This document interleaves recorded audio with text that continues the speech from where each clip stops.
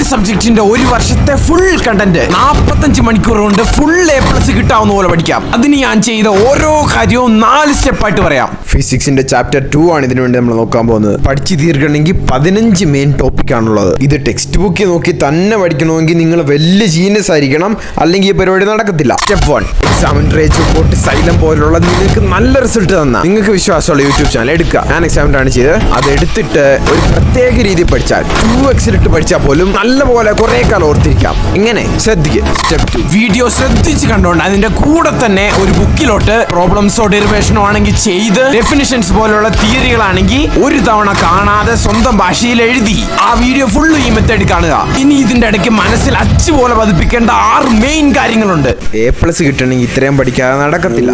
+2 പരീക്ഷയുടെ ലാസ്റ്റ് മാസങ്ങളിൽ ഈ വണ്ണമുള്ള 6 ബുക്കാണ് ഞാൻ തീർത്തത്. നിങ്ങൾക്ക് ഒത്തിരി ബുദ്ധിയുണ്ടേ അത് വേണ്ട, അല്ലെങ്കിൽ എഴുതാൻ ഒട്ടും മടിക്കല്ല്.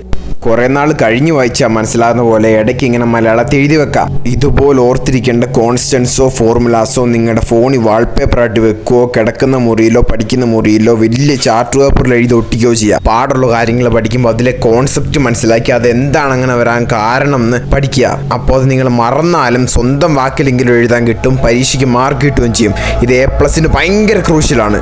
സ്റ്റെപ്പ് 3, ഇത് ചെയ്തില്ലെങ്കിൽ പിന്നെ എല്ലാം വെറുതെ ആവും. ഈ എഴുതിയ നോട്ട് അടുത്ത ദിവസം 10 മിനിറ്റ് മാത്രം എടുത്ത് റിവൈസ് ചെയ്യുക. അത് തന്നെ ധാരാളം. ഇനിയാണ് മെയിൻ കാര്യം, ശ്രദ്ധിക്കുക. ചെറിയ മിഡ് ടൈം എക്സാം മന്ത്ലിക്കൊക്കെ ഈ നോട്ട് റിവൈസ് ചെയ്ത് പോയാൽ മതി. പക്ഷേ ഓണം ക്രിസ്മസ് പോലുള്ള എക്സാമുകൾക്ക് EVS ഇയർ ക്വസ്റ്റ്യൻസും വരാൻ സാധ്യതയുള്ള ടോപ്പിക്സും ഒക്കെ പറഞ്ഞുകൊണ്ട് ഒരു ലൈവ് ഇടും. അത് കണ്ടോണ്ട് സ്റ്റെപ്പ് 2 റിപ്പീറ്റ് ചെയ്യുക. എക്സാമിന് പോകുന്നതിന് തൊട്ട് മുമ്പ് ആ ലൈവ് കണ്ട് സ്റ്റെപ്പ് 2 ഉപയോഗിച്ച് എഴുതിയ നോട്ട് റിവൈസ് ചെയ്തിട്ട് പോകുക. ലാസ്റ്റ് മെയിൻ കാര്യം, ഇതെല്ലാം കൂടി എക്സ്പീരിയൻസ് ഇല്ലാത്ത നിങ്ങൾ ചെയ്യാൻ നോക്കിയാൽ ഫുള്ള് ചീറ്റി പോകും. ഫുൾ A+ കിട്ടുന്നതിന് തടയുന്ന A to Z പ്രശ്നങ്ങൾക്ക് സൊല്യൂഷൻ തന്ന് ഡെയിലി എന്തൊക്കെ ചെയ്യണമെന്ന് ഫുൾ ഇൻസ്ട്രക്ഷൻ പറഞ്ഞു തന്ന് രാവിലെ നിങ്ങളെ വിളിച്ചെഴുന്നേപ്പിച്ച് സ്റ്റഡീസിലെ doubt solving, accountability coach, direct calls ഇതെല്ലാം തന്ന് ഞാൻ ചെയ്ത ടിപ്സും ട്രിക്സും എല്ലാം പറഞ്ഞുതരാം. ഈ നമ്പർ വാട്സപ്പ് ചെയ്യേ. ചാനൽ വീഡിയോസ് എല്ലാം കണ്ട് വിശ്വാസമായിട്ട് മതി.